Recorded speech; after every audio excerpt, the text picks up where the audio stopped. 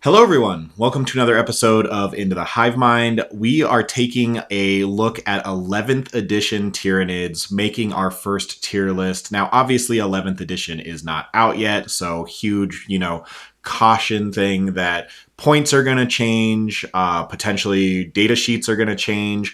We actually don't know, but I'm basically going to be creating this tier list based off of the information that we do know for 11th edition, with the caveat that I will let you know I am not any kind of playtester. I don't have any early rules or anything like that. The only thing I have is what has already been leaked to the internet. But the bright side of that is that means I'm also under no kind of NDA or anything to just talk about what I've seen. Um, so with that, essentially, yeah, I've seen most of the core rules. Maybe there's a couple more. I've been told that early next week we're getting the English release of the rules, anyways. And then I've seen most of the primary missions, just about all of them actually, as well as a lot of the secondary missions. I've seen 17 of the secondary missions. I don't know how many there's gonna be, but I can't imagine too many more. Maybe like 20 total. But with that in mind, figured I'd go through and talk about all the different Tyranids that we have. In addition to this, the last tier list that I made was 3 months ago and did not include things like the Red Terror or the Lashwhip Prime. And actually, I didn't even have the 10th edition models on there and had to leave a comment. So now I've got all the models that are officially in 11th edition, as far as we're aware. Again, I'm actually very curious if the Harridan and Hierophant are going to exist in 11th edition, since they're not technically plastic kits, and GW. This would be a good time to Legends them if they're going to do it. So I hope not. I really like those guys, and it's always a bummer when models go to Legends, but we will find out. So with that, let's just dive right in. Let's take a look at our tier list. So um, on our top column, these are your auto take units. You should have them in your lists, and if you don't, there's probably a reason. Like you need to have a reason why you would not include these models in your list. Um, so yeah, these are just auto takes, and they should fit in every single archetype. There probably aren't too many guys that go in here, but a few. Then we have most lists. These are just really solid choices and kind of the main backbone of just the Tyranid army in general. Next up, we have niche builds. These are your guys that, yeah, you can absolutely include in your list as long as you have a reason to include them. I imagine there will be quite a few guys in this row. Then we have the struggle bus, and that is just guys that probably aren't doing very well, and if you are including them in your list, it's more for fun and just you really like them, or you're trying to do like a YouTube thing. So those are the units in there. And then our final row is the digestion pools. These guys are unfortunately just trash. Throw them back in, redigest them, turn that biomass into something more useful. So hope that's pretty easy to understand. So let's jump in to going through unit by unit. I believe we have this in alphabetical order. So starting off with the Biovore. Now, the Biovore is an auto take and is included in every single Tyranid list in 10th edition. And with that, let's take a look at how we think it'll do in 11th edition. So in 11th edition, there's actually a lot less focus on holding your home. Most of the primaries do not give you any points for holding your home. You need to hold an objective other than your home in order to score. A lot of the primary missions are you get 4 points in your command phase as long as you hold at least one objective, excluding your home objective. So with that, the Biovore sitting on the home is a lot less necessary for your scoring. However, you don't want to be completely lax and just let your opponents deep strike all over your deployment zone. That could be really bad, and the Biovore is very good at screening your deployment zone. It can just sit on your home and basically shoot spore mines around, and by turn 3, your entire deployment zone is screened out just with the Biovore and the spore mines it has created. So in that sense, he's still very powerful, but he's not really going to score you any primary points at all. There's one recon mission the recon versus the take and hold. That is basically you're going to have engage primary, and so spore mines count for that. But that's literally it. That's the only primary that he contributes to. That being said, secondaries, there's basically 5 secondaries that the Biovore is good at. There's 4 of them that basically involve having a unit somewhere. And then there's also Defend Stronghold still exists. So with that, the Biovore is still great for 5 secondaries. So I do think he's still an auto take. We will find out if that continues to be the case. But I don't think he's quite as much an auto take as he was before. I think it's actually, you could play without him, whereas currently in 10th edition, I see no reason why you would ever not take one Biovore. So yeah, he's still auto take, but maybe slightly less auto take than he is currently. Next up, we have Barb Gaunts. So Barb Gaunts, they do have a lot of shots. In 11th edition, I actually think they might even be worse than they currently are. The only reason, in my opinion, to take them is they are a unique Tyranid defensive profile. We don't have anything else that is T4 and 2 wounds with a 4-up save, and so they're just very unique in that sense. They're really cheap right now, 55 points. We'll see what they are in 11th, but their ability to just slow down infantry, unfortunately, I don't think is going to be very good. In my experience, the problems that I've had with the Barb Gaunts is just slowing your opponent down by 2 inches. By the time you get to shoot them, it's too late. If they had indirect and they could like do this to your opponent turn 1, they'd be incredible and honestly a little broken. But because you require line of sight, by the time you're going to get that line of sight with that, only 24-inch range, your opponent's already kind of on top of you, and the -2 to move, advance, and charge is a lot less relevant. It's not like it does nothing, but it doesn't actually stop your opponent from charging you, in my experience. So with that, I'm going to put them in the struggle bus. You can take them because they are really cheap. And who knows, if the meta goes towards just like tons of like guardsmen or these cheap light infantry units, then they're incredible against those. They're with the blast keyword and being strength 5, they're very, very good at killing basically anything with a 4-up save, or that's like a 10-man unit with a 4-up save or worse. They are very good at killing those. Again, the problem just being they can't shoot until they can see the opponent, and the opponent is often, the things that they are good against are like Drukhari or Guard, both of which are very good, but they're also really, really fast and often have transports. So by the time you can shoot those infantry models, they're probably already in combat with you. So and the rest of your guys are also not like really good at killing those as well. So that's my opinion on the Barb Gaunt. A little bit of a struggle bus. They are playable though. They're definitely not in digestion pools. There's just, in my opinion, there's just better things you can get for the points. Next up, we have the Broodlord. All right, so from what I have seen, this could be wrong, but in the leaks, I saw that Twin Linked is now +1 to wound rather than reroll wounds. That could be completely wrong. But if that is the case, how good... That's worse for the Broodlord, because he has dev wounds. You want to be able to reroll those wounds to get the dev wounds. That being said, having Scout is fantastic. So, like, obviously we're kind of considering Gene Stealers in here as well. The Broodlord doesn't have like a leadership ability that would benefit. Unfortunately, a lot of the Tyranids don't. That's something else that changed in 11th is your leadership abilities that you get for leading a unit. When your unit dies, you still get that leadership ability, and Broodlords don't really have that.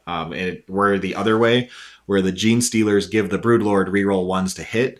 Unfortunately, as soon as the Gene Stealers are dead, the unit is no longer gives that bonus. You have to have at least one model in the unit alive. It's kind of treated like a piece of war gear, where if you had like a banner that gives you +1 OC, but that banner model dies, then you no longer get the +1 OC.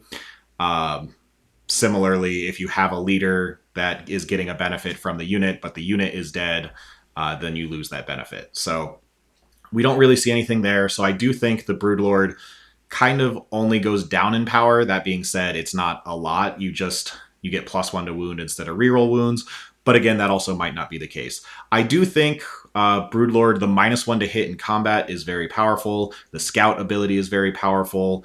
Having just a decent number of mid-ranged attacks at decent AP and 2 damage is I think, going to be very strong. I think a lot of people are going to be running kind of a lot more MSU things, and the Broodlord is certainly a bully against 5-man like Space Marine squads. So he's very good against that. I think he's the upper end of niche builds or bottom end of most lists. We'll do upper end of niche builds because you can take Gene Stealers without him, and their Gene Stealers without the Broodlord are also very good. So the Broodlord, yeah, we'll put him at top of niche. So yeah, again, he's just a solid midfield bully. Loses a little bit with losing the rerolls from Twin Linked.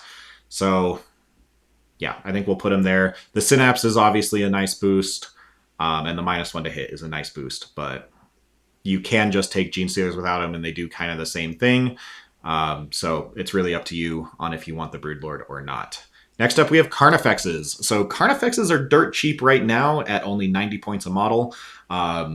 Getting a 8 wound monster, 9 wound monster unit, they're T8, 9 wounds, right? For less than 100 points, like, we can't get that anywhere else in the army. So there's that, but they do hit on 4s.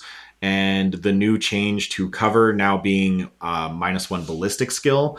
Obviously, the shooty version of these guys is not going to be great, because if they're hitting on 5s, they already were really bad hitting on 4s. So hitting on 5s and shooting is going to be really bad. So do you want them for combat? Maybe.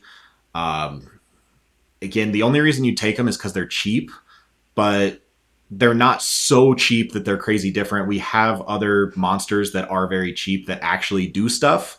So in my opinion, Carnifexes still aren't quite there, with the caveat that combining them with Old One Eye, where they get the full rerolls, they're pretty decent.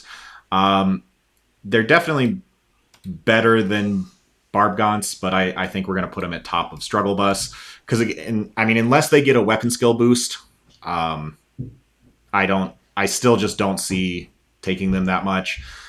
They really just do like actually nothing in my experience, and they die very quickly. Not even being able to get the benefit from cover for, being -1 to hit is nice, but honestly, the 2-up save meant that the stacking +1 cover, that was the defense of the Carnifex, because we didn't have an invuln. And now not getting that +1 to your save, that means you're only getting a 6-up save against a Meltagun, a 5-up save against a Las Cannon. So these guys can die incredibly quickly now. So I think they're actually even a little less viable than they were before. Of course, we'll have to wait and see. Obviously, this is all preliminary, but I believe these guys are unfortunately still on the struggle bus, with the caveat that having a unit of 2 with Old One Eye is still very good. So, yeah, you can take them with that, but otherwise, by themselves, they're right in the struggle bus. Next up, we have the Crone. So this is aircraft changed, and this is not a bomber, but this is an aircraft that is meant to be in combat. And from what I have seen with the aircraft rules, they can't be in combat anymore. They can't make charge moves. So the way aircraft work now in 11th edition is basically they deep strike in. They're not allowed to make any kind of move. So they just deep strike in and they shoot. It doesn't even seem like they ignore, that they work on true line of sight like they do in 10th edition. So with that, he's going to deep strike in. He's going to have a flamer and his little haywire missiles. And the only reason to take him was that he was good at fighting other aircraft. With that being said, he probably he might not have to be aircraft because he does have a hover mode currently.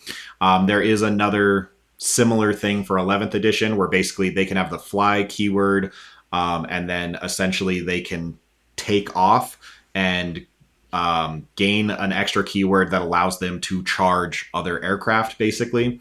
So he's probably going to work like that, where he keeps his 20-inch move. He's just going to be a 20-inch moving guy, which like is handy. We'll see if he keeps OC 0. Probably will. And yeah, unfortunately, he's still like he's over 200 points right now. So if he stays in the current points, he's absolutely digestion pool and completely worthless. So points pending, but currently throw these guys in the digestion pool. Take something else. There's no reason to ever take these guys because they're so absurdly costed. You can get a Tyrannifex for cheaper than you can get these guys, and they're T9 with 4 wounds or with 10 wounds and a 4-up save. So yeah, there's no reason to ever take a Crone right now. And if he doesn't have, like, if he's forced to be aircraft, then he's like actually useless. But I imagine with the Tyranid like faction pack that probably is going to come out with 11th edition, that all of our aircraft are going to be completely reworked because they kind of have to be. So yeah, this is pending, but as it stands, he's definitely absolutely worthless. But I do actually expect his data sheet to be probably pretty significantly reworked as soon as 11th drops. Next up, we have Death Leaper. So Death Leaper obviously causes Battle Shock, and there are changes to Battle Shock now where units Battle Shock at half, which I don't know, you could kind of look at as a nerf for Death Leaper, because Death Leaper's special thing is making people take Battle Shock before they would normally have to. And now they would have to slightly sooner, so you get a little less like bang for your buck with Death Leaper's special rule, but still a good rule. And having a 6-inch aura of -1 is obviously great because Battle Shock is going to be more impactful. Now, Battle Shock basically kind of sticks around. Everyone acts as if once a unit is Battle Shocked, it's going to stay Battle Shocked for the rest of the game, and that is not anywhere close. So basically, everyone's complaining that, oh no, now Battle Shock's just like, if I just fail one roll, I'm just going to be Battle Shocked forever. That is not how Battle Shock works. It just means once you are Battle Shocked, on your next turn, you're going to be treated as if you're below half strength and you have to take another Battle Shock check. But in order for it to actually be impactful, you have to fail both of those Battle Shock checks. Like, you have to fail the one that I make you take on my turn, and then you're going to have to fail one on your turn as well for it to actually be impactful. So I think the internet is going a little overboard on how impactful new Battle Shock is going to be. Like, don't get me wrong, I'm glad that it's getting buffed, but I don't think it's going to be anywhere near as significant a buff as the internet is making it out to be. Because again, you have to fail 2 checks, and the chances of you doing that are around 20%. So, like, obviously, it's great. That means that when we shadows and your opponent fails, on like 4 units, that on the next turn you're going to have 1 or 2 that are going to remain Battle Shocked as well. Like, that's great for us. So it is a buff, but it's definitely not, oh wow, the opponent's entire army is going to be Battle Shocked all the time, which seems like how the internet's making it out to be. But obviously Death Leaper helps with this by making people Battle Shock more. In addition to that, he is a infiltrator. Infiltrate is, I actually think, a little more powerful because now Infiltrate and Scout no longer stack, which is fine for us. We don't have a single unit that has both of those rules. So that's just a nerf to our enemies, which is, secretly a buff for us. And it makes it where our infiltrators are a little bit better because it just devalues our opponent's stuff. So all the things that we were kind of doing the infiltrate war with are just worse, and maybe our opponents are going to take less of them. So our infiltrate gains more value because of that. Fights first does get significantly worse. So Death Leaper losing fights first means he's going down in value. Because, yeah, basically, if he gets charged by a unit, he's not actually fighting them first anymore. You have to have multiple fights first units to really get advantage out of it, because essentially fights first is now just interrupt for free, which is not nearly as good. So, unfortunately, I do think that hurts him, but he gets a slight buff with having to fight less infiltrators. Being lone op is really good. He's going to be part of the new Lictor detachment that was previewed. However, for some reason, he doesn't get the reroll ones to hit against characters. I don't know why. But if you take that, he also gets Deep Strike. He's got a pretty big base, though, so I don't know if you want to Deep Strike him as opposed to just infiltrate him. I think you keep just infiltrating him. Um, I don't know. All of this being said, you can certainly take Death Leaper. I like taking him. He's a tanky midfield action monkey. He's just not quite as good as before because Fights First is worse. So I would put him, I'd actually put him above the Broodlord. But take him in niche builds. Like he's certainly takeable. But yeah, the changes to Fights First definitely hurts him. I think that seems good. You can put him in lists, but he's certainly not. He doesn't belong in most lists. This is just if you're leaning into the Battle Shock aspect, go ahead and take him. Next up, we have Exocrines. Exocrines are very interesting now because of the changes to cover, as well as heavy. So heavy now. You can get the heavy bonus as long as you move less than 3 inches, which means your Exocrine can hang out behind a piece of terrain, not be shot, and then on your turn, tow into the terrain, because that's the other thing. Monsters and vehicles now only have to tow into terrain to be able to see through it. So it opens up big monster vehicle shooting is even more powerful. So with that, Exocrines definitely benefit from that, and you're going to get your heavy bonus way easier. Again, you just deploy right behind a piece of terrain, and then on your turn, you move less than 3 inches, and all you do, you just move forward like 1 inch, tow into the terrain, and you still get your heavy bonus, which essentially is going to be turned into ignores cover. That means you are going to be hitting on 3s rather than 2s, so you're going to be less accurate with that. But your AP3 means that you're putting your opponent on an invuln basically every single time, and unless they don't have one. So the extra AP is going to be great. But if you're shooting, like the Exocrine's favorite target is Terminators. And the reason for that, previously, he could hit on 2s against Terminators and still put them on their invuln even when they were in cover. Now, Terminators are going to have like a 2-up, 4-up. So you're not actually benefiting with that third pip of AP, and instead you are just getting that flat negative from being -1 to hit. But I think the changes to heavy are going to offset that by quite a bit. So I think the Exocrine kind of comes out the same. Although that extra point of AP, if you're shooting something that has like a 2-up, 5-up or no invuln, he will be better against that. But he's slightly worse against his more preferred target, which is like Terminators and stuff. But still a very solid unit. I think he can go in most lists, which is where he's at now. Most Tyranid lists have Exocrines, and I don't think he's going to change too much from that. His long range is fantastic. He's going to be able to reach all the way across the table in 11th edition, the way everything is kind of laid out. So there's firing lanes look like they're a lot more dense and difficult to actually get angles, but the fact that all you have to do is tow into a ruin to be able to see through it means you actually can see most of the board. As well as the terrain that we've seen that is actually on the actual footprints. The terrain itself is really small, so you can't hide too many things in a terrain. Like, we're not playing with the giant L's anymore that you can hide a 10-man unit behind. So yeah, I think shooting's going to be very good. Exocrines are going to be very good, and they can go in most lists. Next up, we have Gargoyles.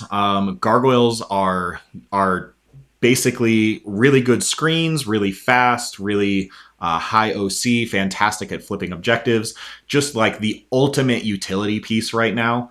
And in 11th edition, I don't think that's going to change. You have plenty of things where you want to be fast, go forward, do an action on an objective, and sometimes take that objective in the process. And Gargoyles are like incredible at that. They're probably the best thing we have at it. Being OC2, being able to move 12 inches base. The only thing, again, another change to cover. Obviously, you no longer get the +1 to your save, and instead you're -1 to hit. That's kind of that's a wash for us. So we're no longer going to get like 5-up saves against AP dash. which means we're not making armor saves like hardly ever. But on the flip side, being -1 to hit helps a lot. Just not getting hit in the first place turns out is a great defensive strat.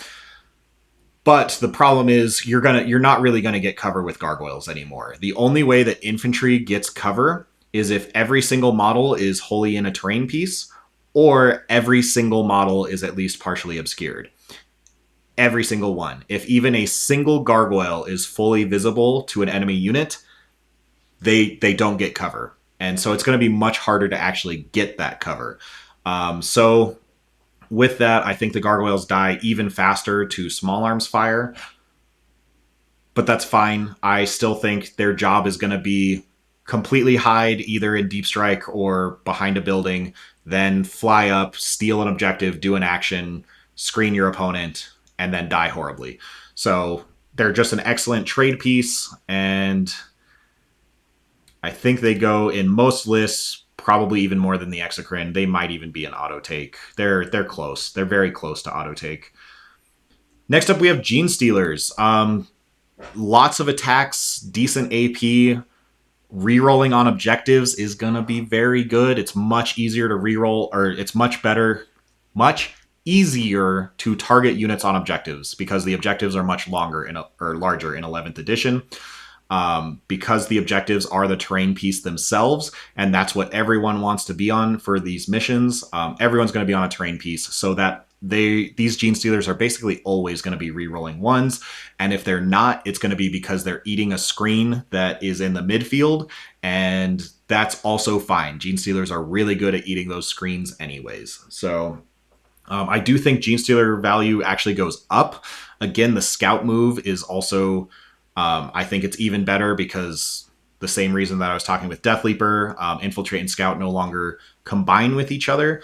And Scout also changes where if instead of doing like a Scout 8 inches forward, you can essentially do a redeploy with Scout, where you could either redeploy back into reserve, you could redeploy from reserve onto the table. But yeah, Scout is now either your Scout move, but if you do so, you can't infiltrate, or you can redeploy after both players have finished deploying and put your Scout unit basically at the end. So I guess it's not a redeploy because you just wait until everyone is down and then you decide what to do with your Scout unit. I don't think you do that that often with the Gene Stealers. I think putting them on the line and then scouting them up behind a piece of terrain is still the way to go with them.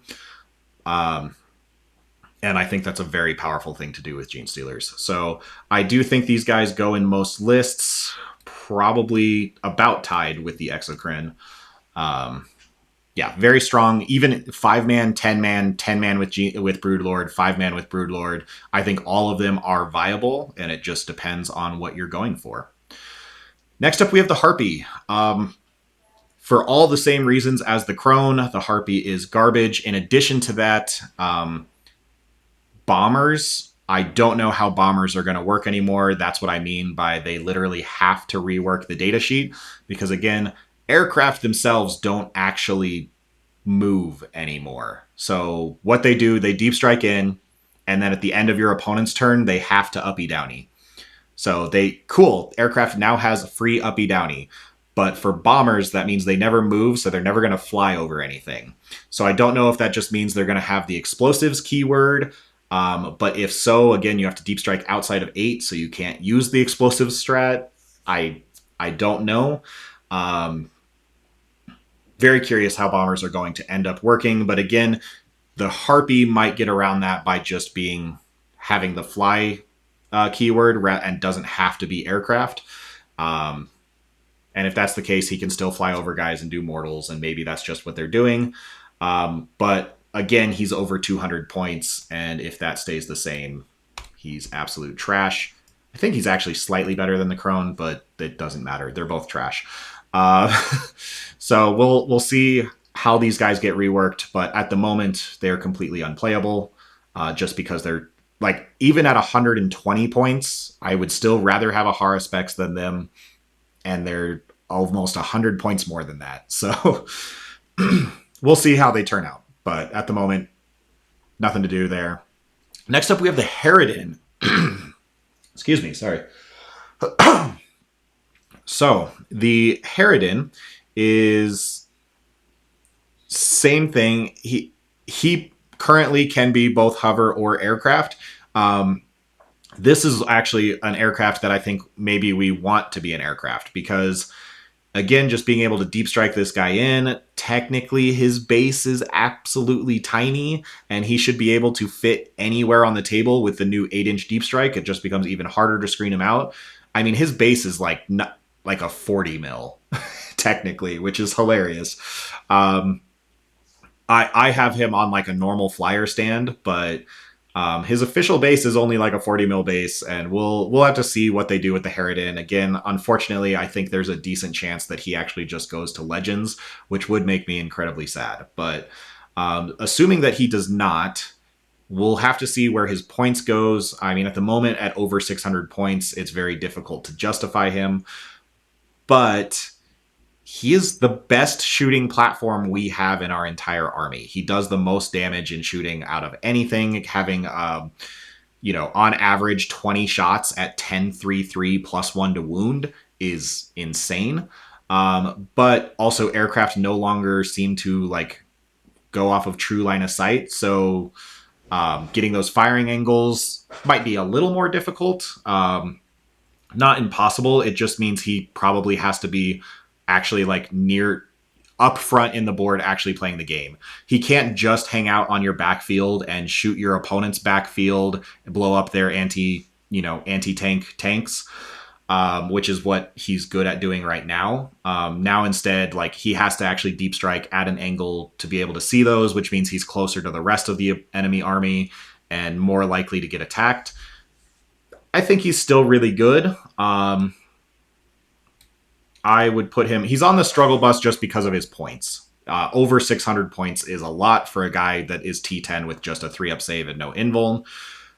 But like you can make him work. Again, he does a lot of damage. If he goes down 150 points, I think he suddenly pops up in almost every list. So it's just a points thing with this guy. So yeah, that's where I think he goes. There's not really anything in 11th that changes for him other than the aircraft rules. But potentially he's also can just be a guy that moves 20 inches and stays on the table the whole game. So you could play him that way as well. We'll have to see. Haruspex. This is our cheapest monster that actually does something. So Haruspex, 125 points for T11, 14 wounds is crazy. He does not have an invuln, and so that does mean he doesn't get a save at all against like Meltas or the really big anti-tank, even if he's in cover. But again, hopefully cover makes it where he just doesn't get hit in the first place by those. We'll have to see. I think this guy's really good. Having so many attacks at AP1 for 2 damage. If you have him in either Assimilation or in Invasion, this guy's incredible. Just having those access to lethals specifically with the sheer volume of attacks that he has is very, very good. And in both of those detachments, he can crit on 5s. So both are very good. And in both, he can also get a Feel No Pain to just really stack up the presence of wounds that he has. You can basically, it's a multiplier effect. So the more wounds you have, the better the strat is on him. And he has access in both of those. So in both Invasion and Assimilation, Haruspex is incredible. So I do think he goes in most lists. We're probably below Gene Stealers, but it's pretty close to them. Really the only problem with him is just that 8-inch move, and trying to actually make it into combat is kind of the only hard part. He's a lot harder to hide than he's a lot harder to fully hide. He's much easier to get cover because again, the way cover works, it's all you have to do is just have a piece of like an actual piece of terrain between you and the thing shooting you. As long as even your toe is covered by it, then you get the cover bonus. So for monsters, that's really easy. But the problem is every model in your unit has to get it. So these infantry units, it's much harder to get. So monsters actually have the benefit where they're going to get cover more than our infantry. That being said, they're harder to fully hide because these pockets that you actually are hiding in behind terrain are smaller than they are in 10th edition. In 10th edition, you have this like perfect L piece terrain that you can hide almost like 600 points of your army in. In 11th edition, these pockets are much smaller, and it's like maybe you can fit one full Haruspex in there, but he's probably poking out just a little bit, is what I've seen, or at least what I've experienced in like the couple practice games that I've attempted to cobble together. Um, so yeah, he can be seen, he can be shot, but he will probably be -1 to hit. And then if you can throw in the Feel No Pain, I think he's very good. So that's where the Haruspex is. Next up, we have the Hierophant Biotitan. Obviously, same caveats as the Harridan, where this guy, I think there's a decent chance he goes to Legends, unfortunately. But if you are playing him, he's the same as the Harridan. He's really good in terms of damage. All he has to do is toe into a piece of terrain to be able to shoot through it. He has the towering keyword, so that means towering has changed in 11th, where as long as he's shooting anything that's on the ground floor that's within 12 of him, he ignores cover, essentially. Actually, it's even better because he gets +1 ballistic skill, which will offset cover if you have it. But if you don't have it, he's just hitting you on 2s. And he moves 12. He's pretty fast. With how skinty the terrain, like the actual terrain pieces actually look like, I actually think this guy can move around the battlefield totally fine. You don't have to worry about these big walls and trying to fit through them because these big walls aren't really actually that big. So I don't know. Maybe I have to try the Hierophant. He actually might be fairly playable. Obviously, he's always going to have cover. And oh man, the more I talk about it, the more I want to try this guy. Obviously, for 850 points, he's still overcosted. Like Titans are just kind of pointed out of the game for the most part. The fact that he costs more than 2 big knights is crazy. So, but I don't know. He will be better. The fact that he gets to hit on 2s against things that are within 12 of him, I think, is actually really, really good. In addition to that, like his combat's good. I'm trying to think if there's anything else that really benefits him. It's just the fact that he can toe in, but he could do that before because he had true towering. Being OC10 is good. Like just being able to put 1 claw on a piece of terrain and be like, yep, I now have 10 OC on there, and anything that's going to come touch this terrain has to fear a Titanic Titan. Yeah, you know what? I think you probably can build around this guy. He is overcosted, but we'll see what the points come out in 11th for him. If he's not Legends, I would not be surprised if he did go down in points and become like 600 points, which would be amazing. That's where I think he should be. But we'll have to see. But I'm going to tentatively say that if you build an entire list around him, then you can do it. There are primary missions that are all like just control the center. So this guy can do that. He can just walk up and be like, nope, I have the center. And I'm going to be -1 to hit. So, I mean, obviously the high AP stuff hurts, but he at least does have an invuln. It's only a 5-up, but he at least has one. I think you can only play him in Invasion Fleet. You really need the Feel No Pain for all of the to offset the 30 wounds. But yeah, I think you can build a list around him. So we'll put him at the bottom of niche builds. Next up, we have Hiveguard. So Hiveguard do get a significant buff in the fact that cover no longer gives -1 AP because Hiveguard are all AP1 guns. With that being said, I did the math, and you're still only averaging like 6 damage against a 3-up save vehicle. Because you take a 6-man Hiveguard squad and you shoot, an Executioner, and you have 12 shots. You're going to hit with 4 of them because he's going to have cover. So you get 6 hits, you're going to get 5 wounds, and then you're going to get 2 or 3 through their 4-up. For 6 or 9 damage. You still don't kill that Executioner. The Executioner outranges you. It does significant damage to you back. So the AP one helps. You're no longer like doing actually nothing against 2-up save guys, because 2-up save guys in cover, you would just hand them a 2-up save and they would maybe sometimes take 3 damage. Now you average 3 to 6 damage against 2-up save guys. And the overwatching on 4s is very easy to do. You just need them to be in the terrain piece, which they want to do anyways.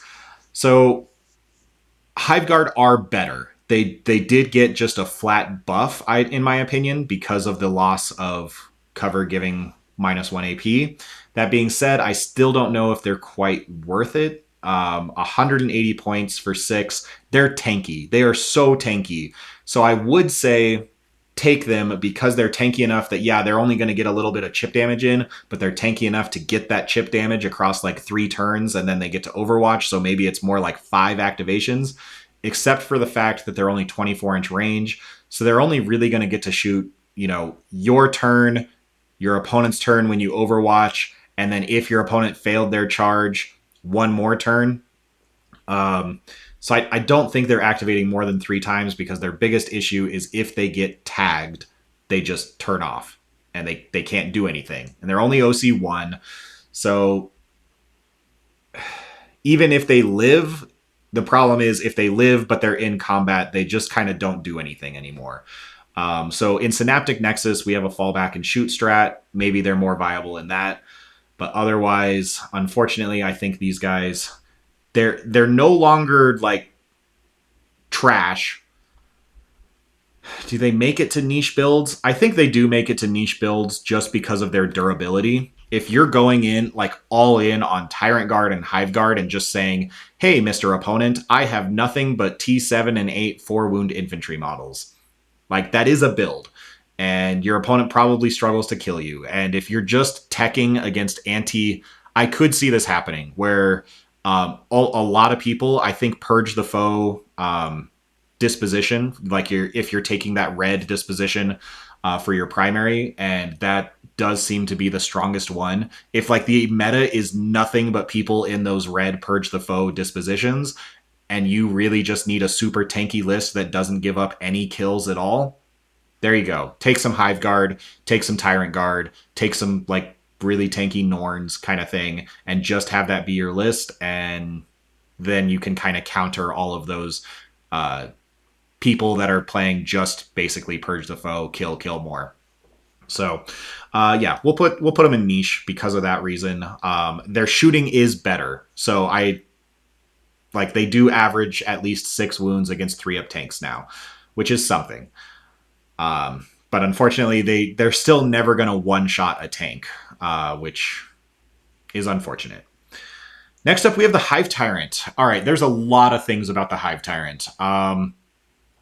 A lot of things about the Hive Tyrant that changes in 11th edition. So first off, command points. Obviously, he gives you command point every battle round. So how valuable is command point generation in 11th edition? And I think the answer is extremely, even more than in 10th, for a couple different reasons. One, you can now have multiple detachments, and all of those detachments have extra stratagems. I don't think every single detachment is going to have 6 stratagems. I think the 1-point detachments are going to have 2 or 3 stratagems. But that being said, you're still going to have your normal 6 stratagems from your existing detachment plus 3 more from these 1-point detachments. And if you have like 9 stratagems to choose from, you're going to want more CP to use all of them. That being said, so that just means you want more of this resource. So you want him even more. And then on top of that, you're getting less CP because the way secondaries work now, you can hold on to them indefinitely, and you're not stuck to just holding 2 secondaries in your hand at all times. So essentially, you're less likely to discard a secondary for a CP. So I think you're going to have less stratagems or less command points than you do in 10th edition, and you're going to have more stuff that you want to spend it on. So the value of a command point, I think, is going to go up exponentially in 11th edition. So having a Hive Tyrant that is able to give you those command points is going to be absolutely vital. In addition, giving assault is going to be great. I mean, he's good for all the reasons that he's good in 10th. Nothing about him is worse. Um, like, yeah, AP 1 weapons, he now has a 3-up save instead of a 2-up against while having cover. But he's going to be -1 to hit. So I think that kind of offsets, and he's great. So I want to put auto take, but it doesn't have to be the Hive Tyrant specifically. I think it can be any of the CP guys. It can be Hive Tyrant or Swarm Lord or Flying Hive Tyrant just for the CP gen. Although I do think the Hive Tyrant is probably the best of all of them, thanks to his 6-inch aura of Assault and Lethals. If you want to play a gunline list, which I think are going to be even stronger in 11th edition than they are in 10th, thanks to everything just having to tow into terrain, I think, yeah, this guy just sitting behind a piece of terrain while all your heavy monsters walk forward 3, tow in, be within 6 of him, it seems really good. I will put auto take for him, but keep in mind this could be replaced with any of the other Hive Tyrants as well. But I think he's the best of the 3, so I think I'll put him there and probably the other 2 at top of most lists. But next up we have Hormagaunts. So these guys, similar to Gargoyles, the problem with Hormagaunts, so in the last 2 tournaments that I went to, I was playing 20-man Hormagaunt squads, and the previous 2 tournaments before that, I was playing 20-man Termagant squads. I unfortunately think in 11th edition, 20-man units are just dead. Unless you're giving them a 5-up invuln save, I don't see a reason to take them. There is now the cleave rule, which is blast in combat. Obviously, blast is really, really good. We'll have to see if like Endless Swarm, which has the strat to ignore blast, if that gets modified to also ignore cleave. If it does, then sure, we can play these guys in Endless Swarm, and maybe that's a viable build. But with the changes to cover, not even necessarily the losing the +1 or the -1 AP and gaining the -1 to hit. Unfortunately, I think with the changes to cover, just the fact that every single model has to have cover, I don't see how a 20-man is ever going to actually have cover. So Venomthropes gives stealth and to these guys, and stealth now just gives the benefit of cover because the benefit of cover is -1 to hit.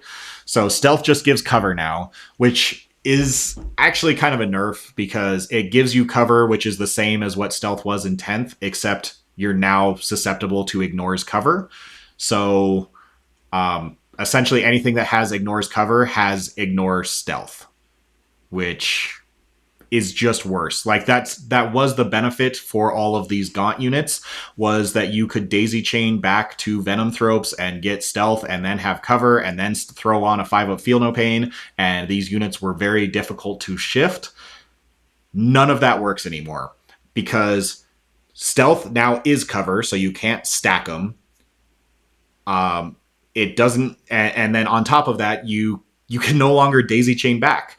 Coherency has changed, so you no longer have to be within 2 inches of 2 guys. You only have to be within 2 inches of 1 guy, but your entire footprint of your unit is no longer allowed to be more than 9 inches. So every model in your unit has to be within 9 inches of every other model. So this giant daisy chain, screen out your entire backfield with a 20-man unit, or throw 20 guys up, but screen the back 5 of them back to a Venomthrope to get your lethal and your cover buffs from your Hive Tyrant and your Venomthropes. That doesn't work anymore. You have to stay in this 9-inch clump. And for those reasons, the losing cover, the basically losing stealth, and not being able to daisy chain back, I don't see playing 20-mans anymore, which is unfortunate. So I don't see ever playing a 20-man Hormagaunt squad, which is a shame because I've been having a blast. The last 2 tournaments I played them in, they were absolutely excellent. I loved having the 60 attacks, lethal sustained crit on 5s. That's super good. But your unit's just going to absolutely die. Cleave as well. Just makes it where these guys die way, way, way faster. And so that being said, You're not taking 20 mans. Okay, how about the 10 man? 10 man Hormagaunts are still very, very good at doing exactly what we talked about with Gargoyles. They move 10 inches, they have advance and charge if necessary, although I think a 10 man unit you probably don't want to be advancing and charging unless it's like against a tank that's not going to have that many attacks because you are going to be very fragile. But going 10 inches, doing an action, going 10 inches, charging a tank just to tie it up and flip a primary, they are very, very good at that. So I will put them in most lists, but I think they unfortunately go down quite a bit in value. Where I think if you want to be doing that, Gargoyles do just do it better because I don't think you want to charge that often unless you're trying to tie up a tank. So super heavy tank meta, maybe Hormagaunts are better, but Gargoyles just moving 12, having access to Deep Strike, having access to a shoot and scoot if that's more preferable. I think they just have a few more options than Hormagaunts. Yeah. So they can still go in most lists. I still think they're also cheaper than Gargoyles. So you can put them in, but they're not quite as valuable as they used to be. Next up, we have Hyper Adapted Raveners. Free Rapid Ingress, free Heroic Intervention. We'll have to see how that works with the new Heroic Intervention. It might be just reduce the cost of Heroic Intervention strat by 1 rather than say it costs 0, because Heroic Intervention is now costs 1/2 CP. Actually, maybe they don't even have to do that. Maybe because it's not 1/2, it says it costs +1 to do the extra one. So maybe they do turn it to 0 CP and then +1 if they want to do extra heroic. So for those who don't know, the Heroic Intervention is now, it's the same as what it was, where it's 1 CP, charge against something that charged, except it's now been extended to within 12 inches, which is absolutely insane. And then, or you can do 6 inches for the cost of the extra CP, and you can charge something that didn't even charge. So I think Heroic Intervention is going to be absolutely insanely powerful in 11th edition. So getting basically a free strat to be able to do it with these guys is very good. With the caveat, fights first, like, that's what's going to make fights first good is Heroic Intervention. These guys don't have that, but they didn't have it before either. Also, there's you cannot stack stratagems in the same phase on a unit. So no unit can use more than one strat in a phase, which means even though these guys reduce the cost of this strat to 0 or 1, depending on which one you do, you can't reroll. So if you fail your Heroic Intervention charge roll, you cannot reroll that. So it is a little riskier, but if it's free, I think these guys are going to be really good. Fast, great midfield brawler, lots of attacks at twin linked, which again, twin linked is maybe +1 to wound now instead of rerolls, which I think is a nerf, but it's a nerf to all twin linked. These guys have twin linked, and being strength 6 +1 to wound means you're going to wound almost everything in the game on 4s, which 5s re-rolling is a 55% success rate. 4s is a 50% success rate. So it's not that much of a nerf. It's really only a nerf against T12 because these guys, they do have anti-monster vehicle 5+, and having that against T12 with full rerolls is definitely better than, being 6s goes to 5s when you were wounding on 5s anyways. So they got significantly worse against T12. There's not a lot of T12 in the game at this point. There's Rogaldorns, there's Guard. But the Big Knights, the Catan, all of the Defilers, all of those are T11. And they'll be winning them on 4s. So I think these guys are really good. AP2, 2 damage. I think just super solid. They are pricier than regular Raveners. I think they go in most lists. Yeah, I'd put them, they're below Hormagaunts because they're kind of competing with Raveners, and I don't think the 10-man build is going to be worth it. In Subterranean, you're taking these guys all day. just for because you can show up and charge 6 inches, but you're not going to get cover. They're going to die very easily. So they're a glass cannon unit. And at 165 points, do they make an efficient trade? Sometimes. So I think they go in most lists, but they're at bottom of most lists because it is the exact offensive profile that you want to have in the edition, but they will just immediately die on the clapback. Next up, we have Lictors. Very similar to Death Leaper. These guys, no, these guys are actually, I think they're auto take, and that's specifically because of the new Lictor detachment that we saw. So this is auto take with the caveat of you have the disposition force to take the Lictors, because that enhancement or upgrade ability of giving them a move D3 plus 3 is so absolutely broken with these guys. Like the fights first is definitely worse, obviously, same as Death Leaper, but being able to have Lone Op with a D3 plus 3 reactive move, you know how annoying it is to kill that combi weapon lieutenant. We just suddenly got a thing where we can take 3 combi weapon lieutenants. Let that sink in for a little bit. Absolutely incredible. And these guys are just going to be insane in basically every single mission that says, go do an action on an objective. The Lictors, they're going to go forward. They're going to toe tap the edge of an objective and be like, yep, I'm doing the action. And then as soon as anyone moves to charge or shoot them, they're going to reactive move out of the way back behind the wall and be like, no, you can't shoot me or charge me. Even more so if you are combining this with Vanguard Onslaught. I think this is going to be insane. The combo of that Lictor detachment with Vanguard Onslaught that has a strat to turn into 6-inch Lone Op, that physically means these models cannot be shot.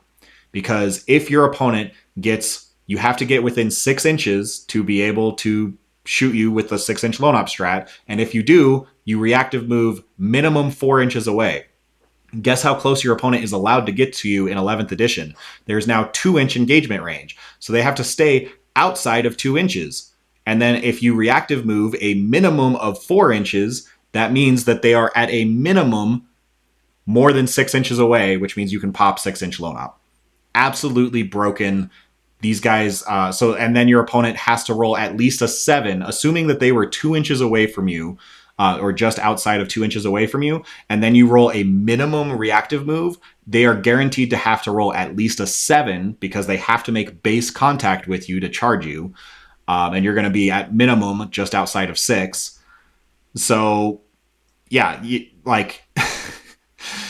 that just means your opponent has to get right up on you and then still roll a 7 to charge, and they can't shoot you. Lictors are going to just be impossible to actually get a hold of with these detachments, with that combination of detachments. Now, obviously, if you're not taking Vanguard, then you have 12-inch Lone Op, and people can get close, and then you move, and then they shoot you anyways.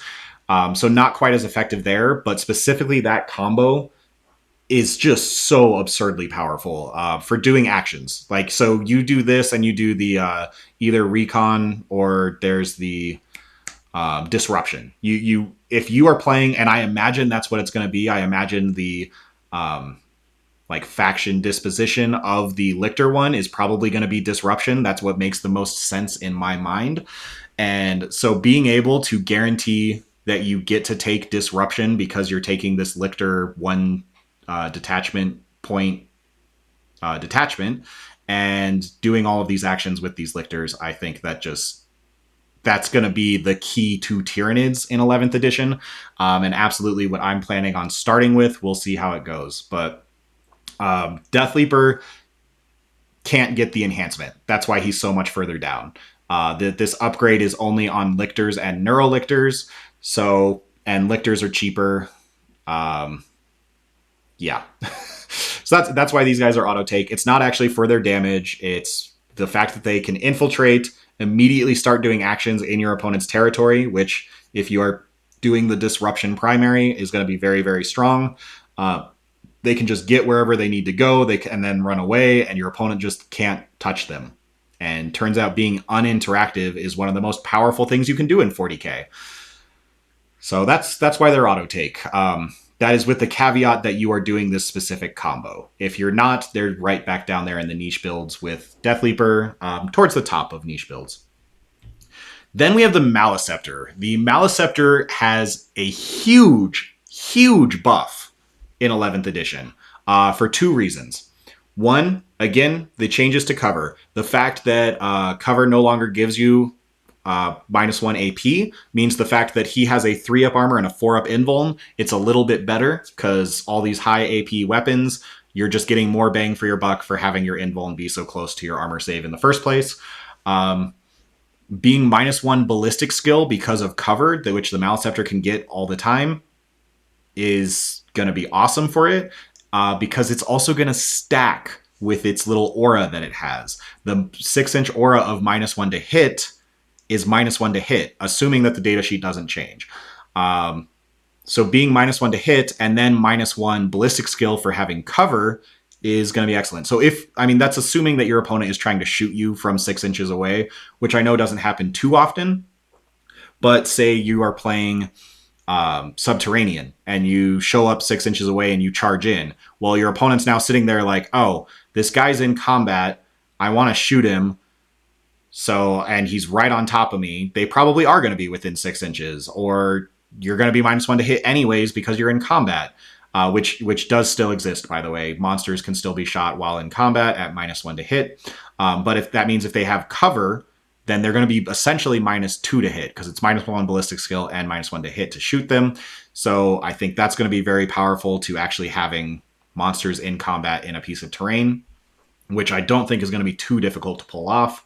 And then in addition to that, psychic weapons now ignore hit, ballistic skill, weapon skill modifiers. So the Maleceptor's gun, whose biggest problem was the fact that it was only AP2, meaning if you're shooting Terminators in cover, they had a 3-up save, or even regular Space Marines in cover, they had a 4-up save. Now, you basically got ignore cover. So your AP2 is going to be putting Terminators on their invuln, and you're even ignoring the ballistic skill modifier. So you're still hitting on 3s. That means that it's just a straight buff to this guy. So I actually think they are more valuable than exocrines in 11th edition. And I think they're auto takes. These guys got so buffed. They only got buffs. So I think that's absolutely incredible for them. I guess the only downside is because psychic weapons got buffed, there is a world where the meta shifts to have a lot of anti-psychic weapon defense. And obviously, if that's the case, he goes down in value. But that's not because he's not good. That's because he's so good the meta has teched to counter him. So I don't think that lowers him on the tier list. We'll put him... He's definitely bottom of auto take, but I think the Maleceptor got huge buffs. And yeah, it's going to be absolutely amazing. Then we have Molochs. How useful are Molochs? Doing mortals. I will say I think everything is going to be more clumped together, which means the Molochs splash mortals, I think, are more likely to hit more units. That being said, is that really that impactful? I don't think so. He does trigger more battle shock checks, so if you're trying to do battle shock shenanigans, he can do stuff like that. That's kind of where he's at. He's good in Subterranean because he makes tunnels and he hides. I'm going to put him at bottom of niche builds because he's good in Subterranean. I don't think he's really good in much else. If you turn into a meta where you're going to have a ton of high, like Eldar, a ton of 1 wound high armor save models running around, then he gains more value. But I don't see that being the case thanks to the changes to Hazardous. So the changes to Hazardous now are no longer is a model just dead on the roll of a 1. Now it is the unit takes a mortal wound on a roll of a 1 or a 2, which means basically all of these 1 wound infantry models, you're now losing twice as many to Hazardous. And Hazardous isn't just like plasma weapons, it is now also any vehicle that is destroyed. When you're getting out of a destroyed vehicle, it's no longer on the roll of a 1, your guys die. It is on a 1 or a 2, your unit takes mortal wounds. So Eldar specifically, in like Wave Serpents, you pop that Wave Serpent, they're going to be rolling, a 10-man Fire Dragon unit has to roll 10 dice, and it's 1s and 2s now kill a guy, essentially. So I don't see a world where those guys suddenly become super prevalent. I think they will still exist, but they're not. It's not going to become the meta, in my opinion. So unfortunately, I think just doing a couple extra splash mortals is not enough to get this guy crazy up there. He's still good. He's just really fragile. Like he does have a lot of attacks in combat, which do catch people off guard. He's actually decent in combat, but not. He's not amazing. He's just decent. But a lot of people expect him to do actually nothing in combat, and no, he does something. He just dies really, really easily. As soon as if he's in combat, that means his opponent next turn is going to be able to shoot him, and then he will just die. So that's where he's at. Then we have Mucilid Spore Mines. I am very, very curious what Mucilid Spore Mines are going to be doing in the future in 11th edition, because I don't know what GW is going to give, like what units GW is going to give the explosive keyword to, but Tyranids now, like they're changing grenades. It's no longer just grenades and therefore limited to not Tyranids. You now have explosives, which theoretically means that something in our army is going to get access to basically the grenade stratagem. And I'm very curious on if it's going to be spore mines. I don't think it is, but I also don't know what spore mines are supposed to do. If they get access to the explosive keyword, I do think it would be really funny that basically you shoot a spore mine behind a wall, and then next turn that spore mine walks out and throws a grenade at you. I don't think that's going to be the case, but I also don't know who they're supposed to give the explosive keyword to in the Tyranid army other than like Biovore, Pyrovore, and Spore Mines. But we'll see. As is, these guys are pointed to Oblivion. You're never actually paying real points for these guys. And so they're digestion pools, but I think they're actually, you take them over the flyers, which is hilarious in my mind. But yeah, they're just pointed to Oblivion. They don't really do anything, but I'm very curious on what they're going to do in 11th edition with these guys. Then you have Neurogaunts. They're just the cheapest body we can field. 45 points for 11 bodies is excellent. 4 points a model, but they're not fast. So, and they're only OC1. So I don't see why you'd ever take Neurogaunts over Hormagaunts. Like, would you like to pay 20 points to give your guys +1 armor save, +4 move, actual damage, the ability to advance and charge, double their OC? So I think the only reason you take Neurogaunts is a cheap unit to screen out your backfield, but again, you're stuck to only that 9-inch thing. I used to take a 22-man Neurogaunt blob to deny Cull the Horde, and basically for 90 points, you get a Cull the Horde target that only sits on your backfield and basically is a dead draw for your opponent, and they can by themselves screen your entire backfield. That's no longer the case, because again, you're stuck to that 9-inch footprint.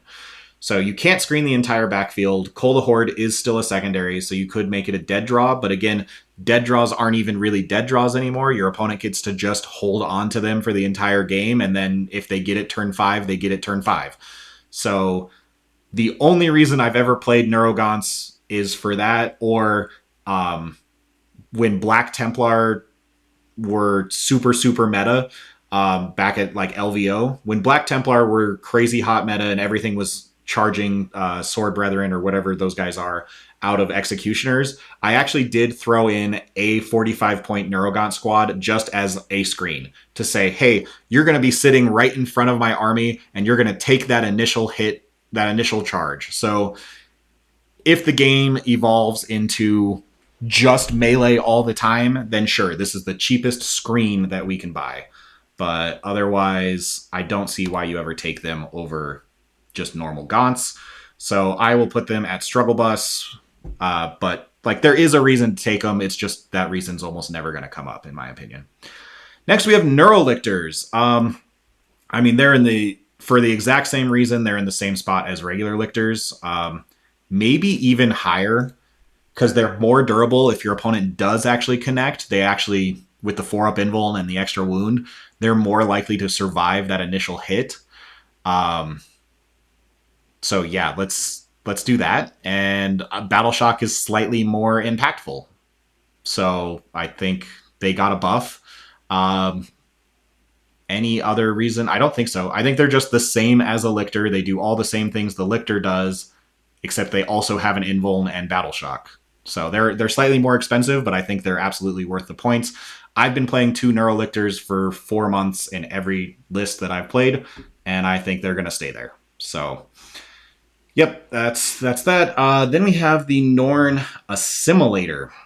So there is the new Norn detachment, which has previewed to show a strat where the assimilator can get a 4-up feel no pain against mortals. That's cute. It'd be really, really great if you had a strat to give him a 4+ invuln save. If that is also in there, he's amazing. I have a feeling it's not in there.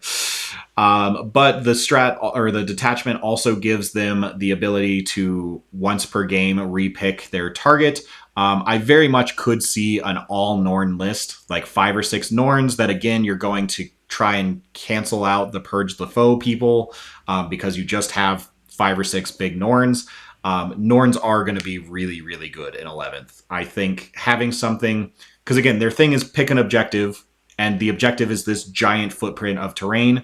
So they can very easily do exactly what a Norn wants to do, which is toe into a corner of a ruin and get the cover from the wall right there. And basically, so you now have cover, you now have a 5-up feel no pain, and your OC 15, meaning if your opponent wants to out OC you, they either have to kill a Norn, which is very difficult to do, or they have to put so much OC on the point, just exposing all of that to your entire army, because that's how 11th is going to work. Is essentially it's going to be a trading game.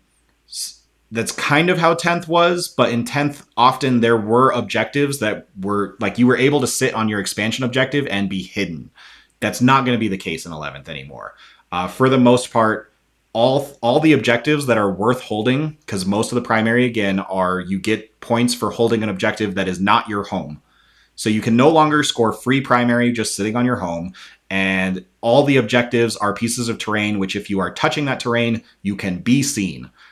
There is the hidden rule, but that only works for infantry, and all the infantry have to be hidden. And it's still 15-inch range, which I feel like in 11th edition, everything's going to be in that 12 to 20-inch range anyways. So I don't know how often hidden is really going to come up.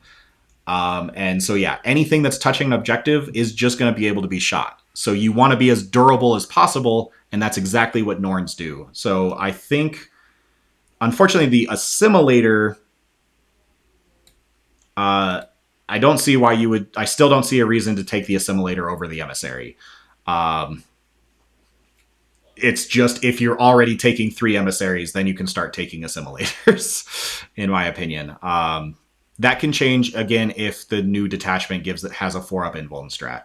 But for now, he's in niche builds, and that niche build is all in on Norns, which I think will be a very viable build. But I think that's the only time you're really taking him. Again, with my thing that I was talking about with Vanguard, you could sit there and basically he can threaten coming in turn 2 in your opponent's deployment zone, and you can say his target is your opponent's home. But it turns out in 11th edition, your opponent doesn't really care about their home anymore. There's literally only defend stronghold, and if you are taking the take and hold disposition, that one cares about you holding your home. Nothing else cares about you holding your home other than denying your opponent from taking it. So, yeah, and on top of that, that would mean that you're taking Vanguard Onslaught without taking the Lictor detachment, which I don't see why you would ever do that. So, unfortunately, this guy is in a niche build, and that build is 5 Norns. So that's my opinion on him. Next up, we have Old One Eye. Now, Old One Eye is the one character that actually received the buffs that they're giving characters in 11th edition. That buff being you now will get your leader ability even if you're no longer leading a unit. So with that, that just means Old One Eye is now going to always reroll hits, which is awesome. It was always a bummer that Old One Eye is like, oh, I lost my friends, and that makes me really bad at hitting things. So just having him have reroll hits all the time, I think even if he doesn't, like, even if you bring him solo, I believe he will still have reroll all hits. That is kind of what's been teased for 11th edition. Obviously, we'll have to see for final confirmation, but I believe that will be the case. So with that being said, is Old One Eye, who is 150 points and now rerolls all hits and heals, worth it? I think absolutely yes.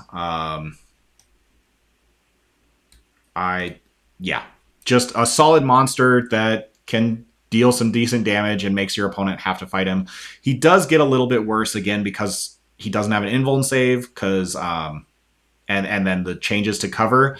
So being -1 to hit, but again, you're not going to have a save against, like, you're only going to have a 6-up save against a Melt-A-Gun, is a problem for him, but we'll have to see. I do think Melt-A-Guns are going to be very prominent, unfortunately, in 11th edition. Just being AP4 is really, really good. And again, I think the game is going to be very close quarters, and Meltas love being close quarters. So that might be the problem for him, is he will go down to Meltas, but he at least has a Feel No Pain. And he is pretty cheap at 150 points. But also, there's a couple other things. So him specifically in like Crusher Stampede, now there was a problem before where he would never actually be below half in Crusher Stampede. So he'd never get the +1 to wound. That is no longer the case because now you attach your leaders to your bodyguard units in list construction, and with that, when your guys die, so if your bodyguard dies, you do count as being below half strength. So if you just have a character left, but the entire bodyguard unit is dead, in 10th edition, you became a separate unit and you started the count all over again. That is no longer the case. So actually, I think Old One Eye with 2 Carnifexes, if one of the Carnifexes is dead, you're below starting strength and you're going to get +1 to hit. If both of the Carnifexes are dead, you're now below half, and suddenly you have Old One Eye with reroll all hits and +1 to wound. So I think specifically in Crusher Stampede, Old One Eye and 2 Carnifexes is going to be very, very powerful. Moving on. Raveners. Regular Raveners. I mean, these guys are amazing. They have free uppy downy, and that's already fantastic. And then in addition to that, having lots of attacks at AP2, 2 damage. Again, Twin Linked is now +1 to wound. Little less impactful for these guys because they don't have guaranteed synapse. So if they are only strength 5 with +1 to wound, all of the actual tough things in the game, you're still only going to be wounding on 5s and not re-rolling. So that's not great. But again, if you have synapse, then you're going to go to 4s against all these T10 and T11 guys. So definitely not bad. Just keep in mind, you want to have synapse nearby for these guys, but the free uppy downy, the subterranean assault, they're fantastic, and they are 40 points cheaper than the regular Raveners. So in Subterranean, they're better than Hyper Adapted because they get to uppy downy for free. Again, I don't know that you take the 10-man units anymore. So I think you take Raveners over Hyper Adapted Raveners, but the Hyper Adapted Raveners depends on the meta that we're looking at. But I think Raveners, you take them over the Hyper Adapted most of the time. Parasite of Mortrex gets a slight buff just because, again, now him battle shocking the opponent in the fight phase leaves a chance that your opponent will be battle shocked in their command phase, which again, I don't think is actually going to happen very often anyways, because they have to fail the battle shock in the fight phase and then fail it again in their command phase for it to actually be impactful. So, even a leadership 7 target is only going to do that a quarter of the time. And obviously the Parasite on Mortrex is very fragile and will just die on the clapback. So unfortunately, I think he is still right where he's at. He got a slight buff, but unless he has a leadership debuff that goes with it, um, yeah, I still just don't see this guy really doing anything. He's just a lictor that doesn't hit as hard, moves slightly faster, and doesn't have lone up. So yeah, not worth the trade-off in my opinion. I think you take a lictor over the Parasite every single time. The lictor also is not a character and doesn't give up assassinate like the Parasite does. So yeah, unfortunately, I think the Parasite is still on the struggle bus.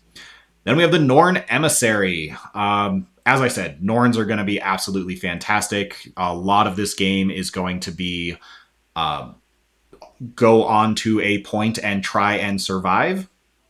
That's exactly what a Norn is built for. And in addition to that, his guns are psychic, which means he ignores cover now. Yeah, I think that's great. It's not as big of a deal for him. Like it's still nice, but the Maliceptor is the one that really needed ignore cover because his AP2 was a huge problem. The Norn is like, this is just nice to have. I'm now slightly more lethal in my shooting.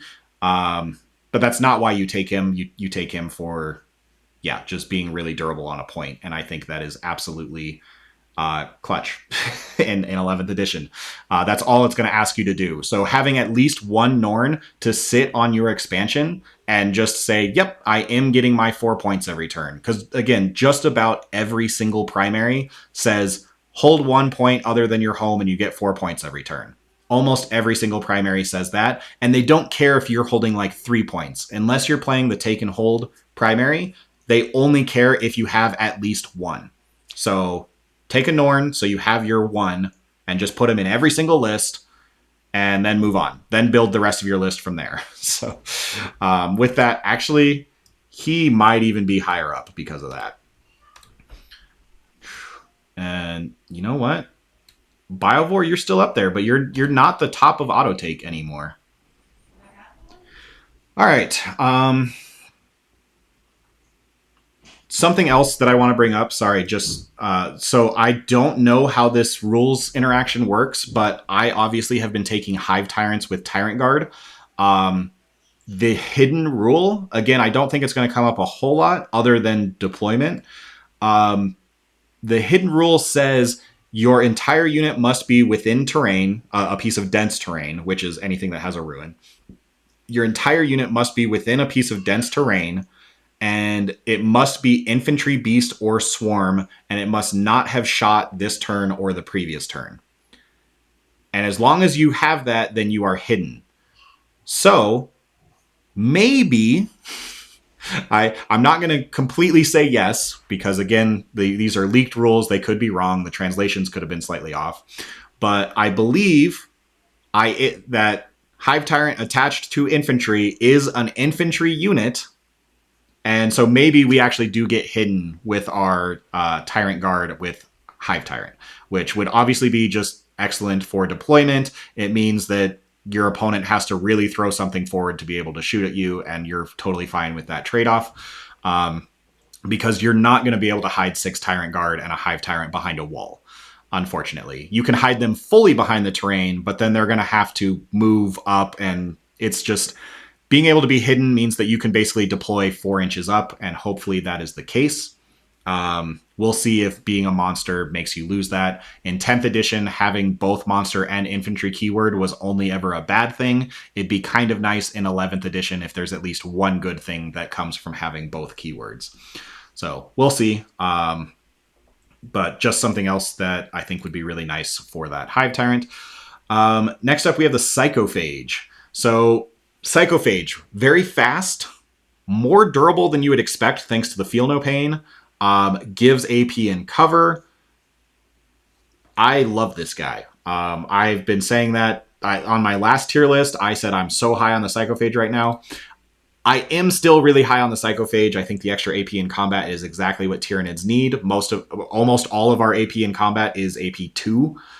Turns out changing that from AP2 to AP3 is literally a game changer. You go from like killing 2/3 of a unit to killing the whole unit almost every time. That's how much of a difference it makes. So I love this guy, and yet every time I build a list, he's the first guy that I cut. So I don't know where to put him because I think he's really, really good. And then I keep cutting him every single time because everything else is just that little bit better. So I think he goes here. I think he goes in most lists. But again, there's so many of these other things that I would rather have instead of him. But he's really, really good. But I'd still rather have all of this. And unfortunately, you only get 2,000 points, which means he sits there and he keeps going in my lists and then getting cut. Going in my lists and then getting cut. So, yeah, that's where he's at. I really like him. I think he's great. I'm sorry that you haven't seen that many tournaments unless... If you're playing Assimilation, he's in there. You're taking 3 of them if you're playing Assimilation. But without Assimilation... Yeah, he's... Again, I would love to have 1 or 2 in every single list, and then I just keep taking them out. Next, we have Warriors. So this is the Tyranid Warrior with melee weapon. They have a new sub-detachment. So the Warrior Bioform Onslaught detachment is becoming a 1 disposition point detachment that you can basically mix and match. Now, I don't know if Invasion Fleet is going to be 2 or 3 disposition points. The article says almost all of your existing detachments are going to be 2. But I could see Invasion Fleet being 3 because it buffs your entire army. But if Invasion Fleet is 2 disposition points and Warrior Bioform Onslaught is 1, that combo is going to be insane. Whoa, stupid ad. Yeah, that combo is going to be absolutely insane. So essentially, you get a 5-up invuln. Warriors become battle line, which I'm assuming just means you can take 6 of them. I haven't seen anything that says that buffs battle line aside from that.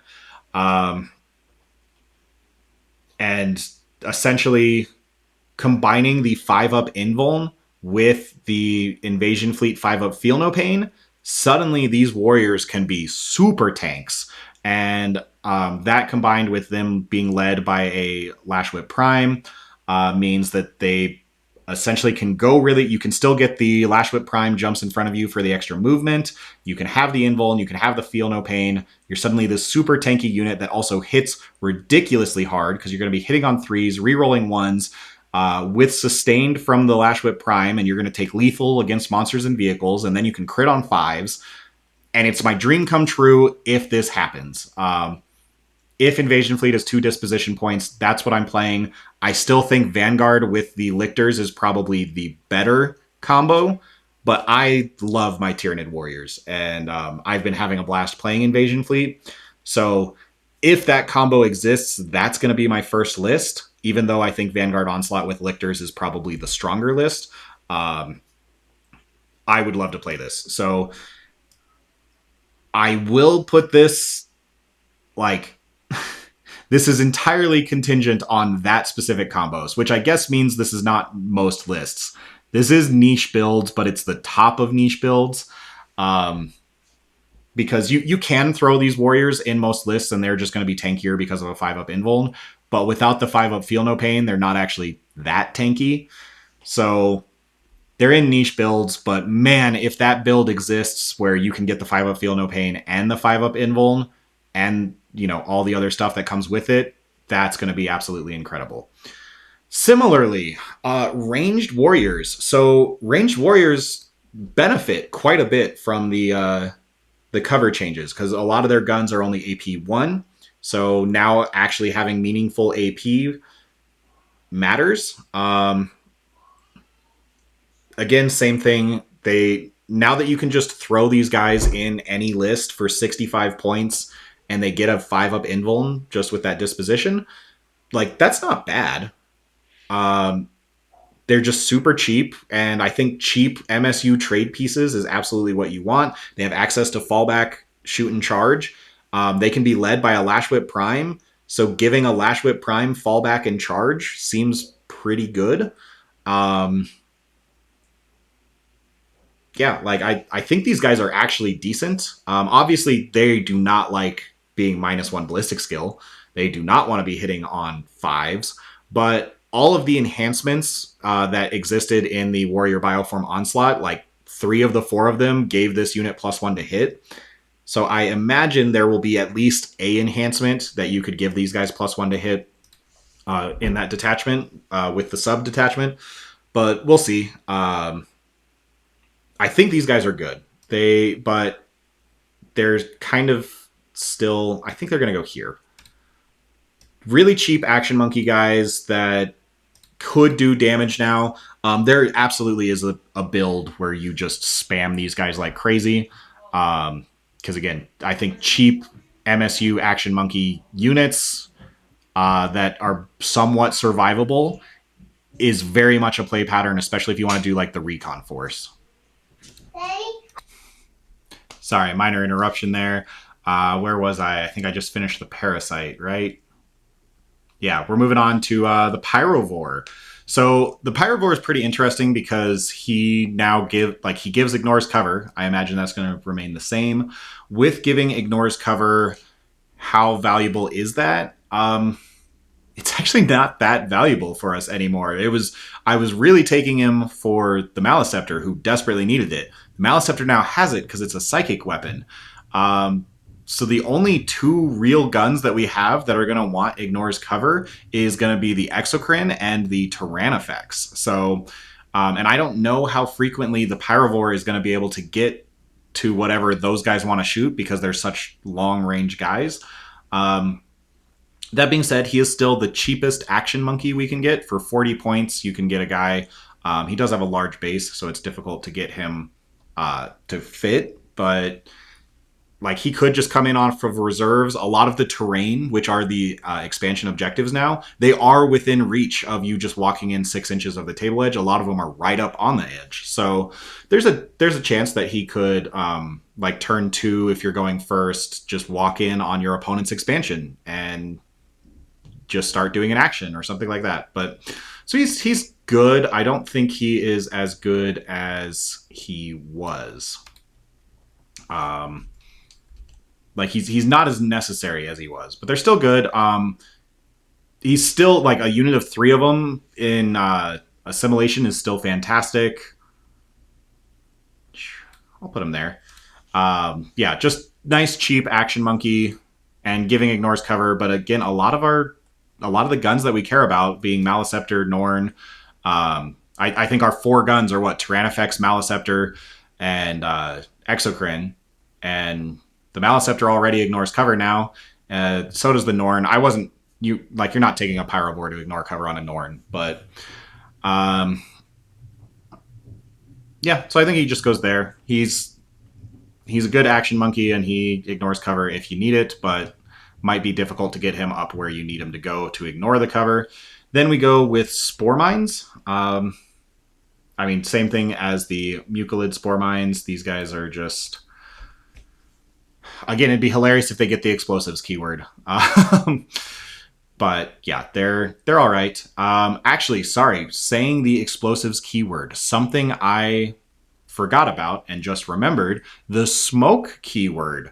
So the Psychophage is the only thing, as far as we know, that has the smoke keyword. I could see Venomthropes getting it as well, but so far, the Psychophage is the only thing that has it. The smoke keyword, the strat has changed. Now, not only does smoke give him cover, but he basically becomes a piece of terrain. And if he is between, the shooting unit and the unit being shot, and he's intervening between them, and he pops smoke, he will give the unit being shot cover as well. So I think that does actually bump him up quite a bit because it is going to be very difficult to give us cover. But now the Psychophage can kind of work as a frontline Venomthrope as well. So I haven't gotten a chance to try that, but that actually is I think that does bump him up a decent amount. So we'll have to give that a try. Then we have the Screamer Killer Carnifex. Now again, Battle Shock is a little more relevant. This is again one of the battle shocks that happen in your turn. Most of the time, that's not super relevant unless you also have like a Neurolictor nearby. But I mean, it can turn off heroic interventions, which I think are going to be, again, a lot more of a thing now. So if you are trying to flip a primary with like gargoyles, but your opponent is on that objective, you can shoot that unit with a Screamer Killer to battle shock them and prevent them from heroically intervening into your gargoyles and cleaning you off. So I do think they go up in value. Um, that being said, it's still just, a dice roll at -1. And if they fail, they're probably still not going to be battle shocked on their turn because then they'll have to fail again, and this time not at -1. So I think they're good. They're cheap. They're the same price as a Haruspex now. But yeah, top of niche builds. If you're trying to battle shock your opponent, they're the best thing to do it. So throw them in the battle shock lists. Other than that, the same thing as the regular Carnifexes. They really suffer because they don't have an invuln, so they really suffer from the change to cover. As now any thing of AP, basically everything now has 1 extra AP against them in terms of shooting. So they do just die. Then we have the Flying Hive Tyrant. Now, this guy does not have an aura, cannot join Tyrant Guard to get hidden, but command points are more valuable. I do think Vanguard Onslaught is going to be a very strong list. Yeah, like he's still really good, but people have been taking him over a Walking Hive Tyrant, and I just don't understand why. Like his ability is really cool, except that it requires line of sight. So if his ability didn't require line of sight, it'd be so much better. As it is, it's good. Like it's certainly not a bad ability, but doing -1 attack in melee. If the meta turns into again all melee, then sure, throw these guys up there. But as it is, I think he is the worst of the 3 tyrants. Personal opinion, obviously you take him in Vanguard Onslaught, I mean, I do think Vanguard Onslaught is probably going to be the best Tyranid build, at least at first. So he'll be taken in that. So specifically in that build, he's right up there with the other Hive Tyrant. But otherwise, yeah, I don't see why you take him over the other ones. Then we have Swarmlord. Swarmlord is right up there with the other Hive Tyrant. Again, command points are so much more valuable, and he not only gives you a command point, he makes your opponent's command points that much harder. So he's phenomenal. The thing is, in my experience, to get that Vect Aura up there, you're right in front of your opponent's entire army, and he will just die in the next turn. So like he's a command point disruption for a turn for your opponent unless you give him all the Tyrant Guard. So that's why I've been playing him with Tyrant Guard, and that CP disruption is absolutely huge in all of the games that I've been playing.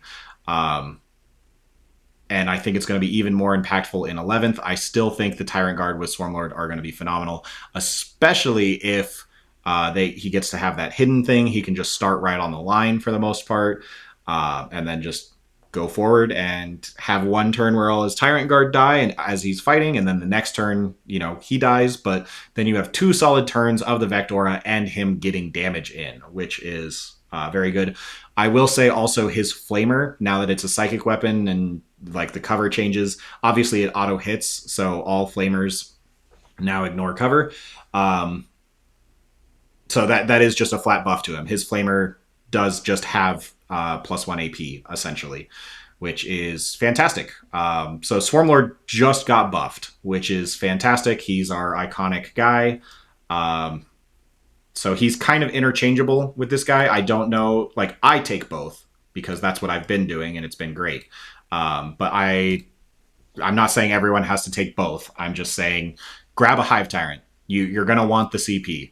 So he's up there with both of them. And yeah, his Flamer's just even better. And sorry, I did double check Twin Linked. Twin Linked is still reroll wound rolls. Just the initial translation that I had was wrong. So I apologize saying that earlier. The Raveners, I think they were the only twin linked guys I was talking about that I mentioned it, but it's not +1 to wound. It is still reroll wounds. So Raveners are still just as good as they are now. Swarmlord and the Hive Tyrant with their bone swords still just as good as they are now, which is great. We will take that. Next up, we have the Sporicist. The Sporicist is currently garbage and don't really take him.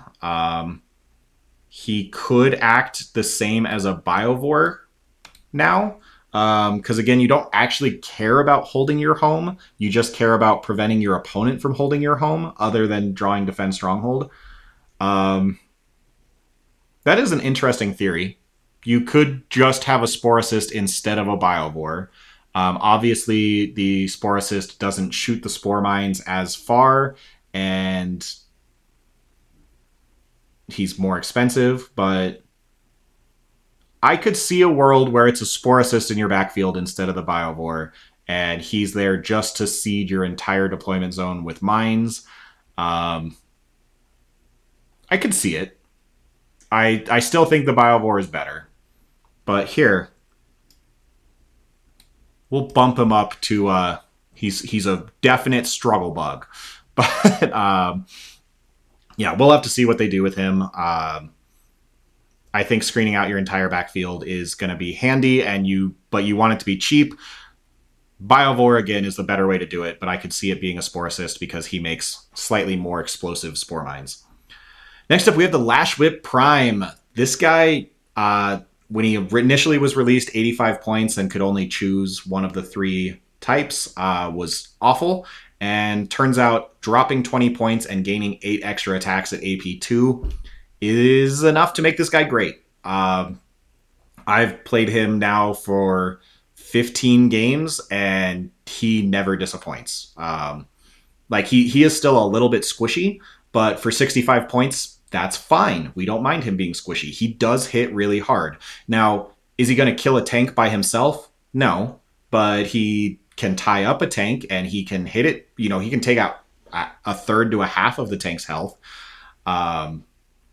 Yeah, this guy's awesome and is especially good as just that midfield brawler. Any scout squad, any 5-man squad of Marines or anything like that in the midfield, he will just kill all of them. It's almost guaranteed. He's hitting on 2s with sustained, so he has 100% hit rate, and then he's AP2 on every single attack with at least 10 attacks, or 12 if you go, or no, with at least 12 attacks goes to 14 if you're going for the 2 damage profile. Like, absolutely crazy the sheer volume this guy has. And you can pair him with 10 Hormagaunts to get advance and charge if you would like. This guy is fantastic and dirt cheap. So he goes right up there with auto take in my mind. He's similar to Lictors. He's just not going to have the reactive move. But this is our cheapest trade piece that we can get that is actually going to do damage. With the downside that he does give up Assassinate. I don't know. He might not be an auto take, but I think he does go in most lists for sure. We'll put him down there. But top of most lists, just the best trade piece we can have. Then we have Termagants. These guys, same as Hormagaunts, but just a lot slower about it. I think the only reason you would take Termagants over Hormagaunts was when you were taking the 20-mans with Tervigons, and that's just dead. I don't know why you would take Termagants anymore. The Hormagaunts are faster. They do the objective flip better. The Termagants, sure, they have a reactive move, but it's only D6. Like, every time I played them, I rolled like a 2 on my reactive move, and that didn't actually make a difference.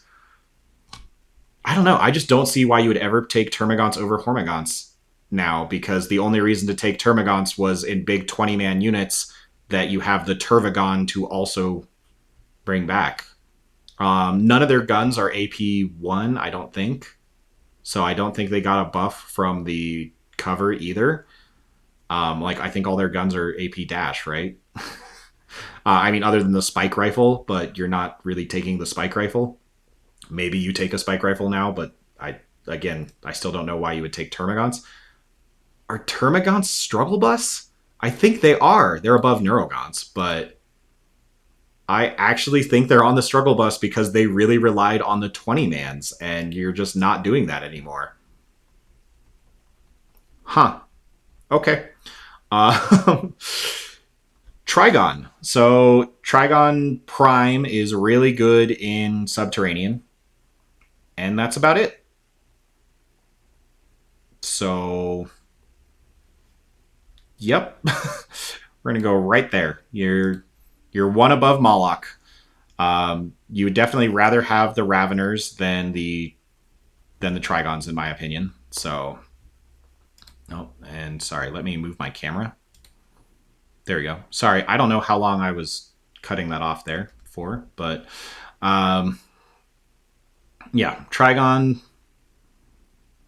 I would rather have the Raveners than the Trigon, and that goes for Subterranean as well, other than maybe the one Trigon Prime.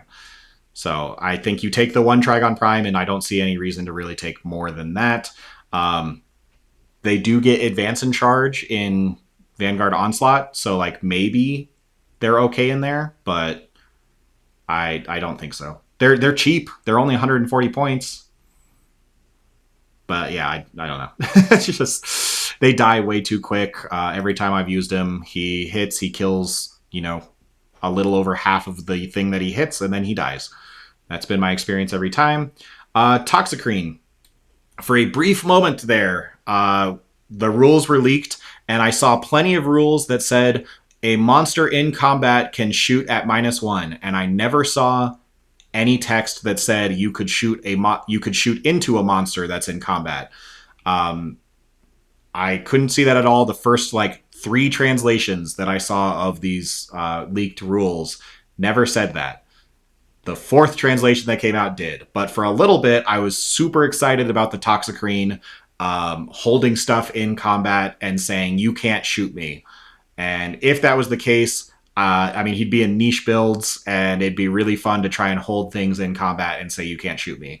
As it is, that's not the case. So he gets a slight buff from the cover rules, where his AP guns are a little better because of the not minus AP. But otherwise, he's still the same, which is a struggle bug. He's above a parasite. He's still just a cheap monster, but he's the worst one of the cheap monsters. Then we have the Tyrannifex. This is our anti-tank. This is what we got. He's super tanky at T12. He has a 2-up save. He has blanket damage. We want super tanky, I think, in 11th edition. And we want to be able to fire down big fire lanes. He gets the heavy bonus now, like, again, the same as the Exocrine. I would actually put him above the Exocrine. I still don't take him because he's 2 shots and your opponent has an invuln and it's too swingy for me. But I can't say he's not good. Like, I know he's good. He's just not reliable enough that I take him. I know I have a bit of a bias towards bad dice, but I think you guys have also seen some of my stream games. I feel like I have less than average dice. So trying to do a casino thing is just not that reliable for me. So I have cut him out of all of my lists, but he is good. Everyone, like all the other Tyranid players, play him, and he's fantastic. Most times when I'm playing the Tyrannifex, he kills a guy over the course of the entire game, and that's if I have 2 of them. So, but yeah, he's very strong, and even better now with the changes to heavy and the fact that all he has to do is tow into a piece of terrain. And he's super durable. I think he's fantastic. I'm curious if the Flamer is going to be worth. I think you still just take him for the big gun. We'll see if he goes up in points at all. I'm curious how shooting platforms, if they're going to go up in points at all, thanks to the new just tow into a ruin to be able to see through it. But yeah, he's just very solid, and he is our designated anti-tank. Next up, we have Tyrant Guard. Again, I think tanky is good. Tanky is great. That being said, I love the Tyrant Guard with the Hive Tyrants. I understand that nobody else is taking that. I think I have proven that they do really, really well, especially in Invasion with If I Have Feel No Pain.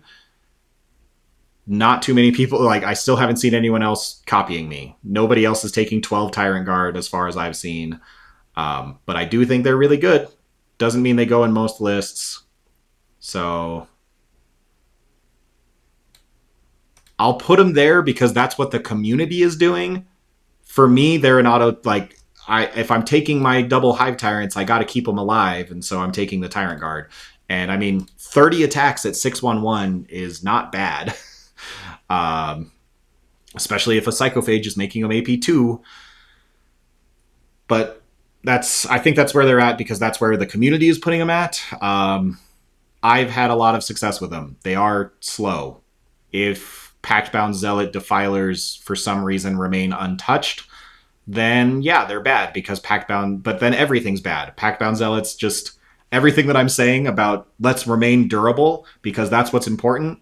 Pact-Bound Zealots don't care about that. They will lift up anything in the game. So all of that goes out the window if for some reason those aren't touched. But I imagine those will be touched.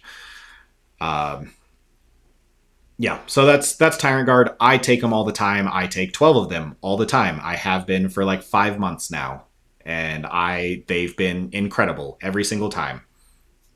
But nobody else has picked it up. So I guess they're going to remain a niche build, and that build is mine.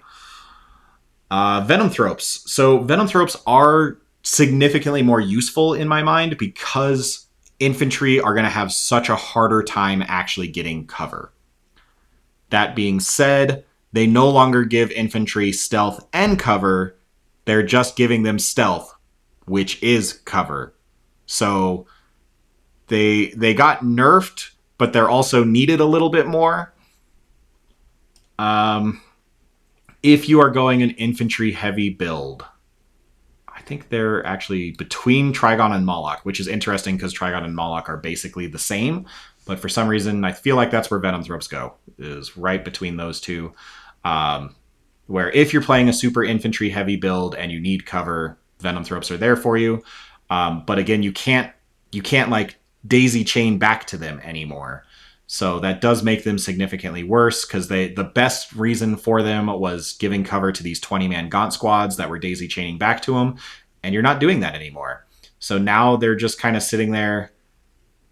I don't know. Maybe they're even worse because what are they going to give cover to? I mean, for me, they're going to give it to the Tyrant Guard. Like, I'm walking these Tyrant Guard bricks right up the middle of the table, and the Venomthropes right behind are giving them cover. I don't know of any other build other than that. Like, I don't think they keep up with Gene Stealers. And everything else, like, they're not going to keep up with the Raveners, and the Hive Guard are already going to be in the train, so they will have cover. Yeah, I don't know. Even if they sit there and say Venomthropes now give cover to monsters, the monsters are going to have a real easy time getting cover. So I'm very curious. If stealth is like cover that can't be ignored, then great, and then you take these guys. But I don't know. Yeah, they actually might be on the struggle bus, where they're only good if they are immediately behind a bunch of Tyrant Guard that are just walking up the middle of the table. And I can't think of any other guys that, because they're not fast enough to keep up with anyone else, and the shooting guys are all going to be in terrain anyways. So, all right. Yeah, Venomthropes, stocks down, I guess. Tyrannocyte, turn 1 Deep Strike. How useful is turn 1 Deep Strike? Not very. The boards are closer together. I can't think of, like, we have infiltrators. So the only reason to have a turn 1 Deep Strike is to be able to do an action in the midfield that the rest of your army can't reach. And instead of spending 100 points on a drop pod with 100 extra points on a drop pod to bump something forward, you can just pay 60 points and put a Lictor up there and do the action. And then the Lictor also probably survives. Yeah, I think Tyrannocyte is still trash. It's better than a Spore Mine. Like, it's at least pointed somewhat appropriately. It's just useless. Yeah. Something else, actually. The changes to Bring It Down. So Bring It Down is no longer you get points for killing a monster or vehicle.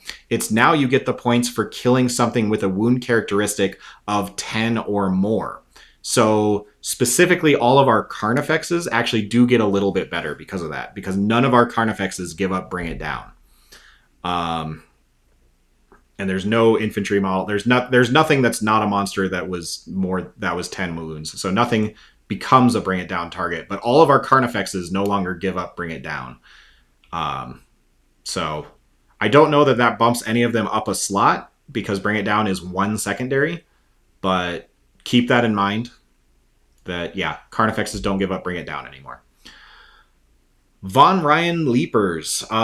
I've actually never played these guys. Every time I look at them, I say, okay, do I want a bunch of attacks at 511 or do I want 6 attacks hitting on 2s at 722?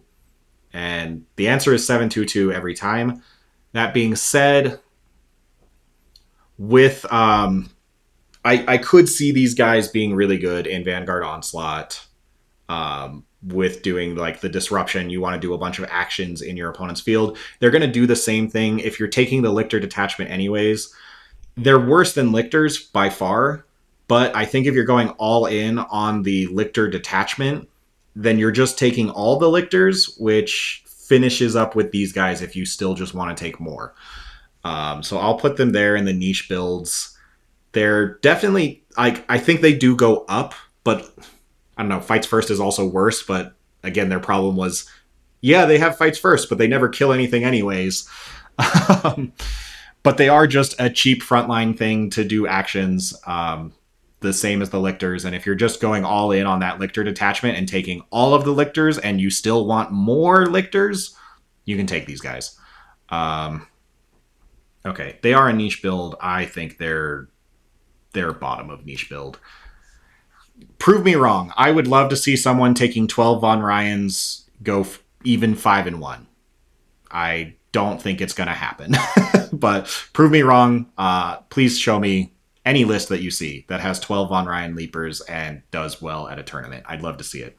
But I personally have never had them do anything because I've never played them. I guess it's just been theory. But next up, we have the Winged Tyranid Prime. This guy gets a little bit of value because the Warrior Bioform Onslaught does go up.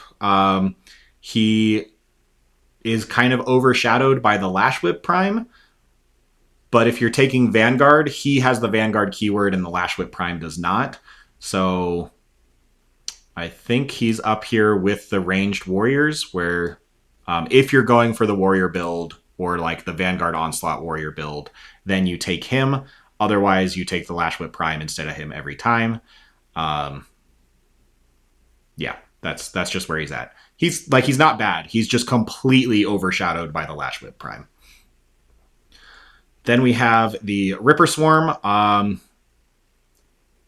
The problem with the Ripper Swarm is the only thing that it does is it can exist on a place in the board because it's OC0. You take them in.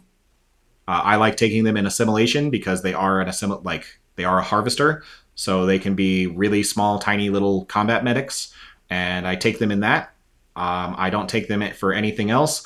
The only reason that you would take them that I have seen other people do, you take 2 of them for 50 points, and between them and the Biovore, you start the game with your entire backfield fully screened. I don't know how necessary that is because most of the time your opponent's not coming into your backfield. I mean, for sure until turn 2, and even then you probably have some stuff that's still kind of hiding in your backfield and hasn't moved forward yet.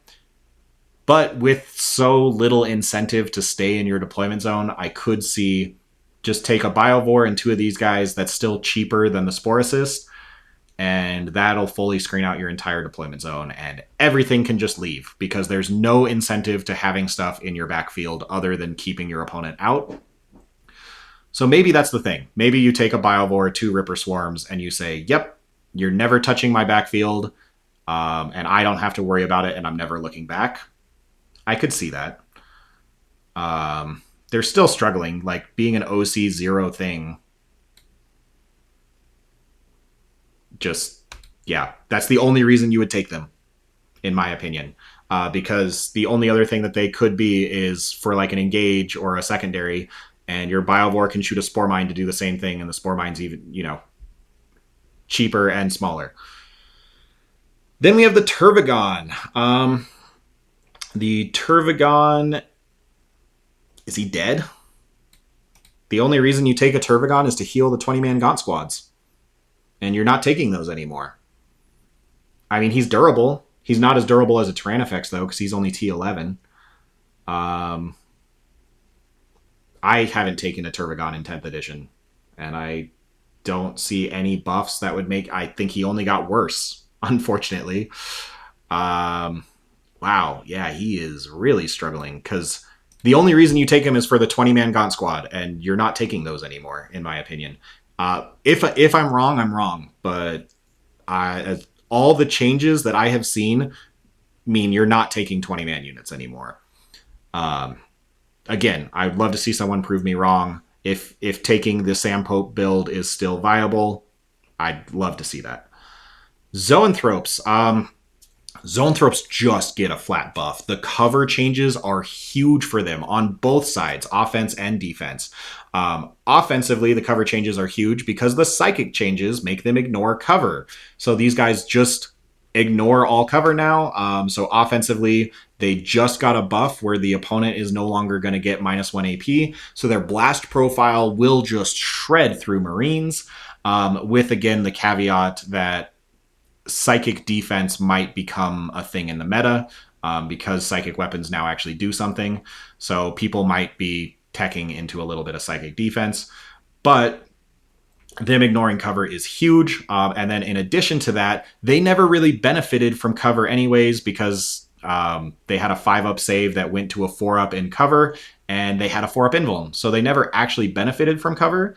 Now they will. Now they're -1 to hit from cover. That's huge. That's a phenomenal change for them. So I think these guys are right up here with the Tyrannifex, where they are our anti-tank. I'll put them there. Yeah. They still die pretty easily, but they're going to die a lot.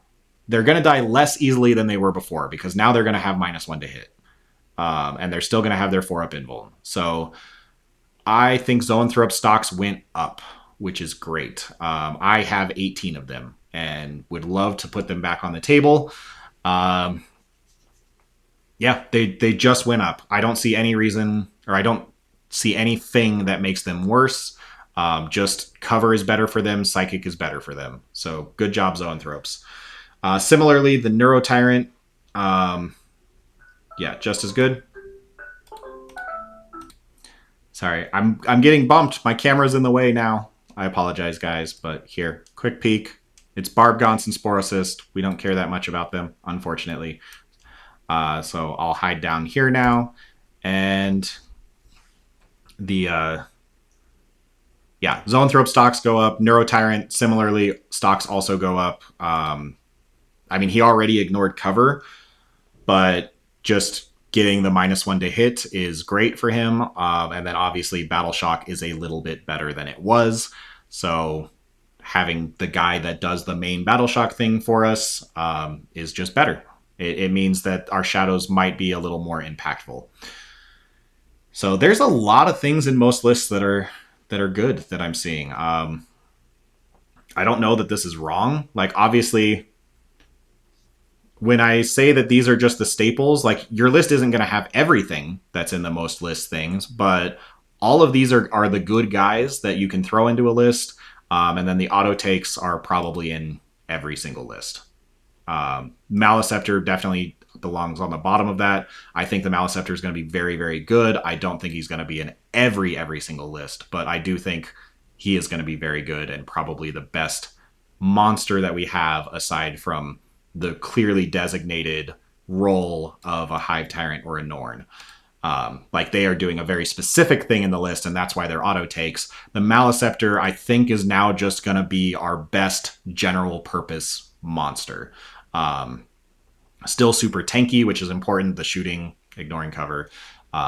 Obviously, his combat is a little lackluster, but anyways, sorry, we've already talked about him, so let's move on to the final guy, the Red Terror. I've played this guy. I do think this guy is an auto take.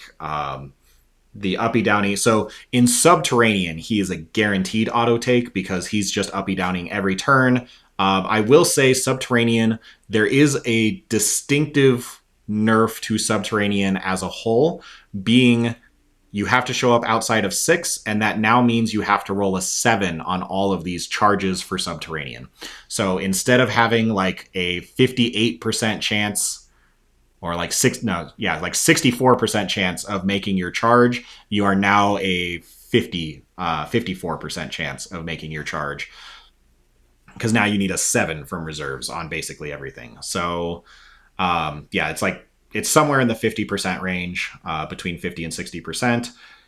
So he's less likely to make the charge out of Subterranean, meaning you want to be rapid ingressing this guy all the time. So he's good in Vanguard because he has advance and charge. But I mean, unless you want to literally be doing every other turn hitting with the Red Terror, where he does his advance and charge, he kills his thing, he goes into reserve.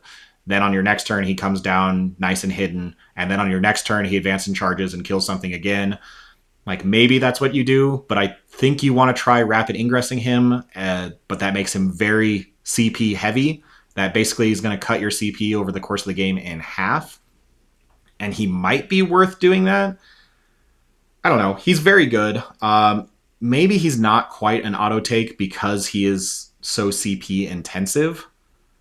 But he's certainly... I'll put him there. Yeah. That seems right. He goes in most lists for sure.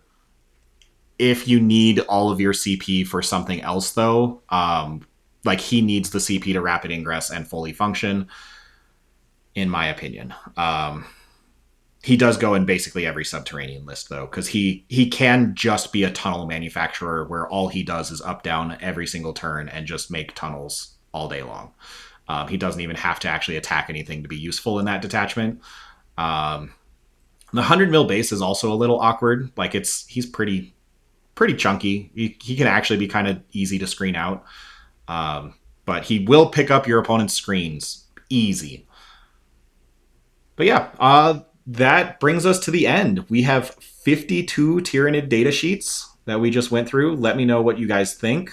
Let me know, if you agree, disagree, and as soon as we actually all start playing 11th edition games, we'll see how this turns out and if I'm correct or not. Again, this is all theory crafting. I've played almost one game of 11th edition. Not even a full one, but basically... I have seen a lot. I watched all of the GW live streams. I watched, there was a 4th game that was played as well. And I've watched plenty of other YouTubers talk about it. So putting all of this together and looking at the spoilers, and I'm very familiar with Tyranids, I'd like to think that this is, at least I'm not completely uninformed. But we will see. Obviously, I will be making an updated tier list when the Tyranid faction pack comes out. But we're 3 weeks away from that. So enjoy this in the meantime, and I will keep making 11th edition content. Thank you all very much for watching, and I will talk to you all next time on Into the Hive Mind.